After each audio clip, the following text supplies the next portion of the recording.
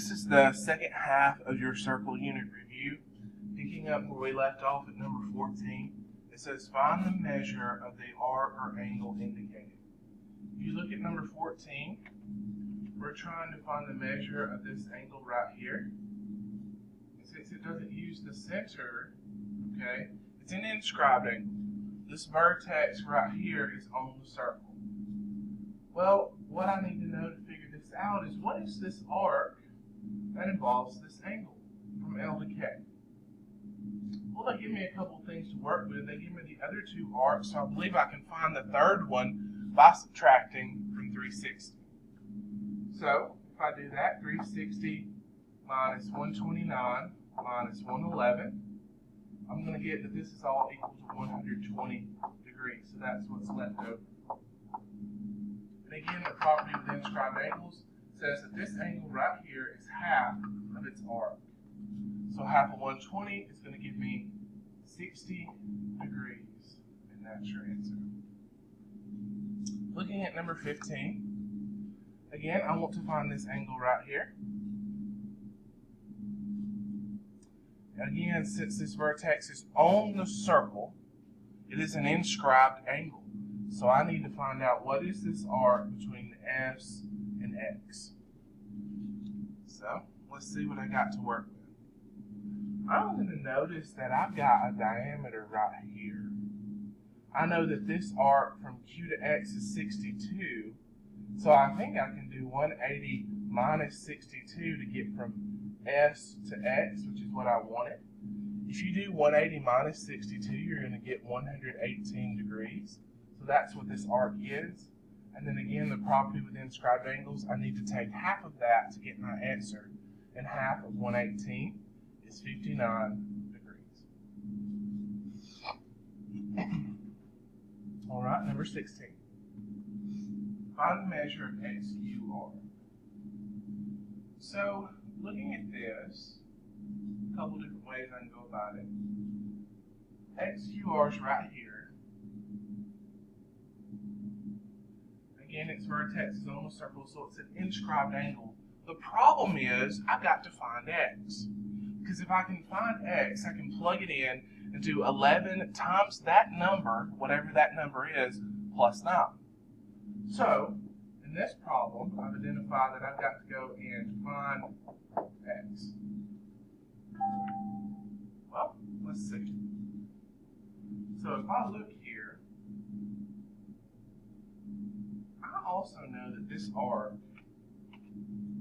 from R to X, just something I'm noticing, whatever it is, I don't know the exact number because I don't know X, I know that it's going to be 2 times 11x plus 9. Because I know from the property that whatever that number is, 11x plus 9, it's been cut in half. So to get back to its original form, I've got to double it to take that half away. Well, I know all the way around the circle is 360. I think I can set up an equation for this. So in doing so, I've got 162 plus 14x plus 2 times 11x plus 9 equal 360 degrees. If you do the algebra and work this all the way out, you get x equal 5. Well, I've got it. I've got what I need. So I go back to what that angle is right now, and currently it's 11x plus 9, but I have a 5 to plug into it, so 11 times 5 plus 9. If I work all that out, I'm going to get that the answer is 64 degrees for that angle. Looking at number 17.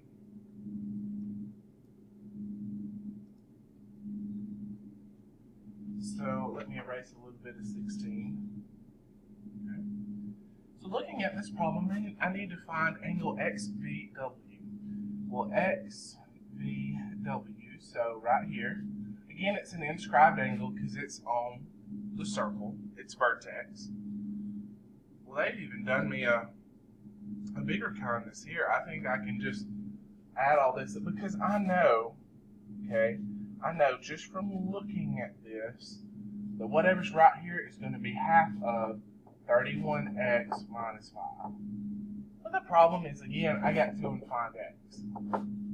Well, all the way around the circle is 360. So kind of the same process as 16, I think I can set up an equation. 80 plus 26x plus 31x minus 5 equals 360 degrees. If you do the algebra and work this one out, okay, if you work this out, you get that x equals 5. So it really doesn't matter where you want to plug it in. I'm just going to go right here. So if I'm going to plug that in, I've got 1/2, half of that angle, 31x. Now I'm going to fill that in with 5 minus 5. If I do the math correctly, I should wind up with 75 degrees for that angle. Just to check yourself, if I were to plug in 5 right here, I should get twice 75. So I should get 150. And you can test that out. Okay. Number 18.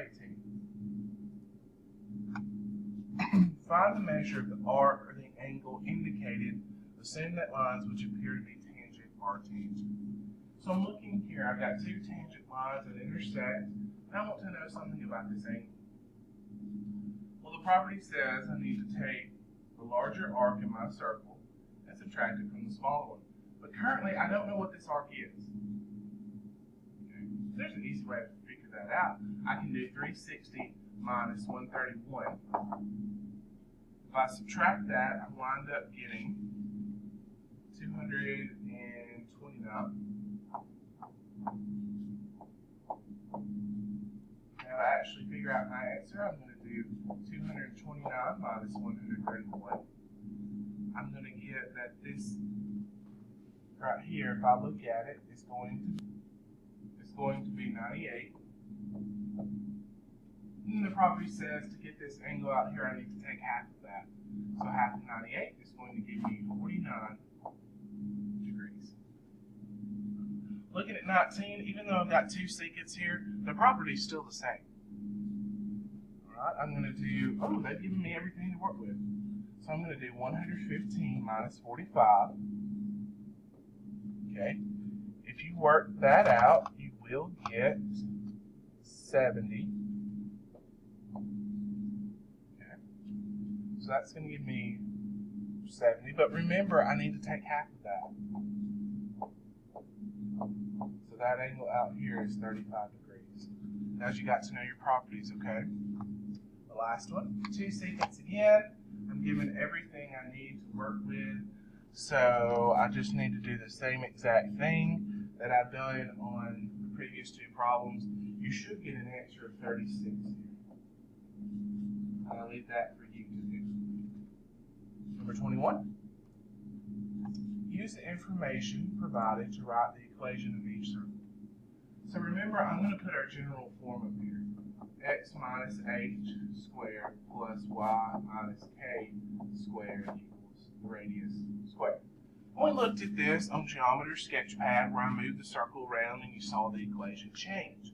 Remember, when you put your center in here, it's going to change signs. And remember, to finish the problem out completely, you need to make sure you go ahead and square that radius. Alright? So, looking up here on number 21, to get my answer, I'm going to have x plus 3 squared plus y plus 1 squared equals the radius squared, 10 squared is going to give me 100. Looking at number 22, same deal, write up the equation of a circle. So I'm going to have x minus 3 squared plus y minus 5 squared equal, this time they give me the diameter. So I'm going to need to make sure that I cut that number in half. Okay. So half the diameter is going to give me my radius, which is 18. Finishing this on out, I'm going to do 18 squared, which is 320 volts. A common mistake here in a problem like 22 is to do 36 squared. Alright, be careful. 23, the ends of a diameter. I'm going to try and work this one out in class. Actually, there's a couple of things that you need to do here. This is the one where I need to do the distance formula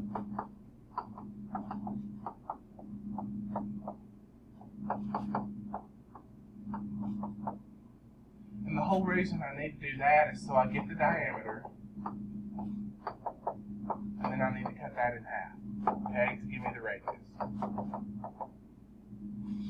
The other thing you have to do on a problem like this is the midpoint formula. And the whole reason we're going to do the midpoint formula is so I can get my center. And again, remember these two things right here are crucial to writing the equation of a circle. If you do everything correctly, this is going to be your answer. X minus 11 squared plus y plus 15 squared equals 13. Okay. See if you can get that. 24. Identify the center and radius and sketch the graph. Well, from looking at my form here, my center should be 2, 1. And my radius, remember, since I don't see the exponent right here, I have to assume that number has been squared. So to work backwards, I have to take the square root of 9, and that's going to give me that my radius is 3. So kind of sketching this out, again, our circles don't have to be perfect. Just do the best you can. Over 1, 2, up 1 is my center. Then my radius, one of the best ways to do this is to go out 3 in all 4 directions, and then just draw your circle the best you can, okay? So 1, 2, 3, 1, 2, here, 2, 3, and then 1, 2, 3. And again, try and curve it. Mine was more like a messed up oval, okay? Number 25. Looking at it, now I know it's multiple choice, okay, and actually if you can pick out the center and the radius, you should be able to pick it. The answer choice is C. I was going to sketch it one more time instead of just having the answer choices up here. So looking at this, my center should be 3, 2, and then my radius of my circle is going to be 2. Square root of 4, right? Since I don't see the exponent 2 up here, I have to assume it's been squared. So the center is 3, 2, so 1, 2, 3, up 1, 2. And then the radius is 2.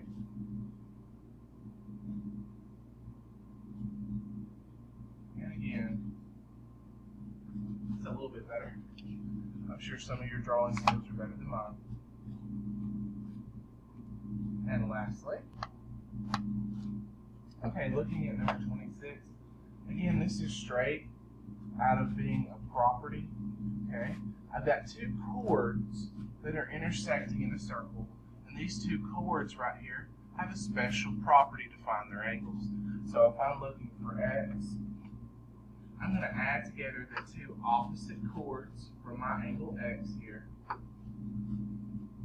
So I'm going to add together 170 plus 70. If I do that, you should get 240 degrees. And then the property says that I take that number and cut it in half, and that's going to be my answer. So the answer to this problem is 120 degrees. For ones like this and some of the others, remember I made a quick reference guide that was front and back. I printed it on that golden paper for all of you. I may still have some extra in class today if you want to pick that up. But it's online also in their circle folder. Alright, well that's the end of the review. Again, the other one that you have to do distance and midpoint. See what you can do first. And if you're still having trouble, talk to me. And remember, it's tomorrow.